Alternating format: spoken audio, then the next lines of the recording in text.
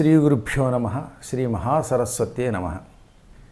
Yeah దేవీ సర్వభూతేషు శక్తిరూపేణ సంస్థితా నమస్తస్యై నమస్తస్యై నమస్తస్యై నమో నమః. సకల శుభములు ఈ కనుమ నాడు మీ అందరికీ కూడా కలుగుగాక అని అనేక మంగళాశాసనాలు చేస్తున్నాం. కనుమ ప్రత్యేకించి కర్షకుల పండుగ. అసలు ఈ మకర సంక్రమణమే 3 దినముల యొక్క పండుగ. భోగి, సంక్రాంతి, కనుమ. కనుమకి కర్షకులకి పెద్ద తేడా లేదు. కర్షకుడు అనగా భూమిని తన నాగలితో శ్రద్ధగా దున్ని దానిలో నీరు పెట్టి విత్తనములు వేసి ఎప్పటికప్పుడు అందులో ఉన్న కలుపు తీసివేస్తూ చీడ పీడ మొదలైనవి మొక్కలకు సోకకుండా జాగ్రత్త వహిస్తూ నానాయాతన పడి పంటలు పండించి ఆ పంట ద్వారా లోకాన్ని రక్షించేటటువంటి వాడు కర్షకుడు. అటువంటి కర్షకులకు బ్రహ్మానందం కలిగించేటటువంటి పండుగగా దీనిని బ్రహ్మదేవుడు విధించాడు. అందుకే ఈ పండుగ నాడు తప్పనిసరిగా చేయవలసిన కొన్ని పనులు ఉన్నాయి. ఒకటి, శరీరము అందరికీ తపస్సునకు సాధ్యం కానిది. అనగా కొందరు జపం చేయగలరు, కొంతమంది పాండిత్యంతో భగవంతుణ్ణి సంస్కృత శ్లోకాలతో మంత్రాలతో స్తోత్రం చేసి మెప్పించగలరు. మరికొంతమంది యథాశక్తిగా అర్చనలు చేయగలరు. కానీ కర్షకులు ఎక్కువసేపు వ్యవసాయంలో ఉండాలి. వీళ్ళు 24 గంటలు మంత్రజపం చేయడానికి కుదరదు, సమయం సరిపోదు. చదువుకోవడానికి ఒక్కోసారి పాఠశాలకు కూడా వెళ్ళే అవకాశం లేకపోవచ్చు. అలాగే వీళ్ళకి యమ, నియమ, ఆసన, ధ్యాన, ధారణ, ప్రాణాయామ, ప్రత్యాహార, సమాధి ఇత్యాది అష్టాంగ యోగ మార్గం తెలియకపోవచ్చు. కానీ వారు కూడా మనందరికంటే ఎక్కువ తరించడం కోసం ఈ పండుగను పెట్టారు. అనగా రైతు సక్రమముగా వ్యవసాయం చేసి పంటని ఇంటికి తీసుకురాగలిగితే అదే యమనియమాసనాదులతో కూడినటువంటి యోగాభ్యాసం, అదే మంత్రజపం, అదే అపూర్వమైనటువంటి తపస్సు, ఉపాసన. ఇంతకు మించి మరొకటి లేదు.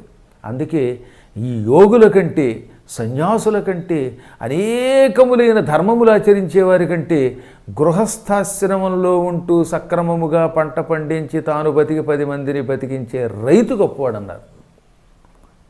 అసలు ఈ కనుమలోకి వెళ్ళే ముందు మనం రైతుల గురించి చెప్పుకునే ముందు ఒక చిన్న కథ చెప్పుకుందాం. పూర్వం అరణ్యాలు దాటి కూడా వ్యవసాయం చేసేవారు. ఆ వ్యవసాయానికి కాలినడకన వెళ్ళేవారు. ఇప్పుడున్న వాహనాలు లేవు పాపం. ఒక రైతు అలాగే ఓ చిట్టడవి దాటి అవతల ఉన్న పొలానికి వెళ్ళి అక్కడ వ్యవసాయం చేస్తున్నాడు. ప్రతిరోజు మధ్యాహ్నం పూట అతని కోసం అతని భార్య అన్నం పట్టుకెళ్ళేది.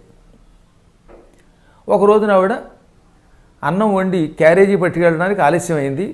కంగారుగా భర్త గారి కోసం అన్నం పట్టుకెడుతోంది. ఎందుకంటే పాపం పొద్దుట ఎప్పుడో వెళ్ళాడు, ఎండలో మాడిపోతున్నాడు, అక్కడ పంట పండిస్తున్నాడు.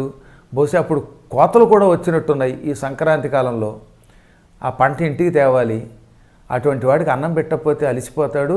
అయ్యో మా ఆయనకి ఇవాళ అన్నం పట్టుకెళ్ళడం ఆలస్యం అవుతోంది అని ఒక గిన్నె నిండా అన్నం పెట్టుకుని కూరలు పెట్టుకుని పరుగును పెడుతోంది పాపం ఆ చిట్టడవి దాటి పొలం కోసం ఈ రైతు భార్య. అక్కడ దారిలో ఆ అడవిలో ఓ చెట్టు దగ్గర తల్లకిందులుగా వేళ్లాడుతూ ఒక ఋషి ఉన్నాడు. ఆయన తపస్సు చేసుకుంటున్నాడు. ఈ భర్తకి అన్నం పట్టుకెళ్ళాలనే ఆతురతతో ఉన్న ఈ రైతు భార్య తలకిందులుగా తపస్సు చేసుకుంటున్న ఋషిని ఢీ కొట్టింది. ఆయన డబుక్కుని కింద పడిపోయాడు. పడిపోవడంతో ఒళ్ళు మండిపోయింది దానికి. దిక్కుమాలిందానా, కష్టపడి 100 సంవత్సరాల నుంచి తపస్సు చేస్తున్నాను నేను. అలా తపస్సు చేస్తున్న నన్ను ఢీ కొట్టి కింద పడగొట్టావు. నా నెత్తి బొప్పి కట్టింది, నా తపస్సు మధ్యలో పాడైపోయింది, నీ కాళ్ళు విరిగిపోతాయి, నీ కాళ్ళు పడిపోతాయి అని చెప్పించాడు. కానీ ఆవిడ కాళ్ళు పడిపోలేదు. క్షమించండి బాబు, నేను కావాలని పడగొట్టలేదని దండం పెట్టి వెళ్ళిపోయింది పరుగున. వీడికి మతిపోయింది. నేను శపిస్తే ఈ అడవిలో సింహాలు చచ్చిపోయాయి, పావులు తెచ్చాయి, ఎంతోమంది కాళ్ళు విరిగాయి.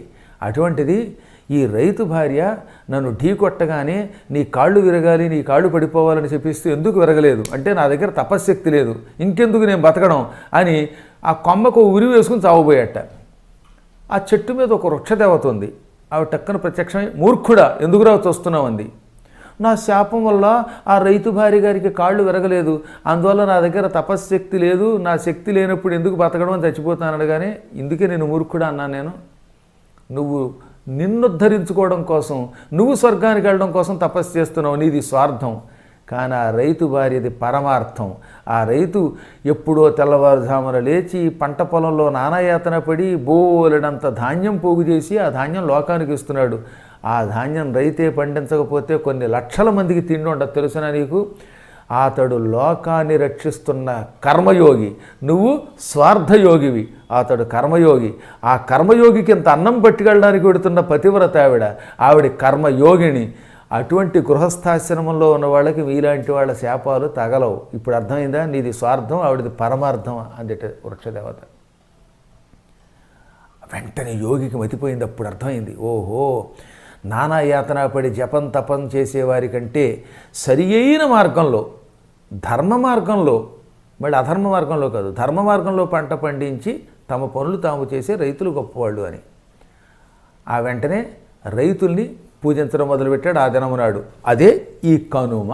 ఈ విధంగా కనుమ ఎప్పుడో ఒకప్పుడు ఒక యోగి రైతు భార్యని రైతుని పూజించడం ద్వారా ఆరంభమైంది.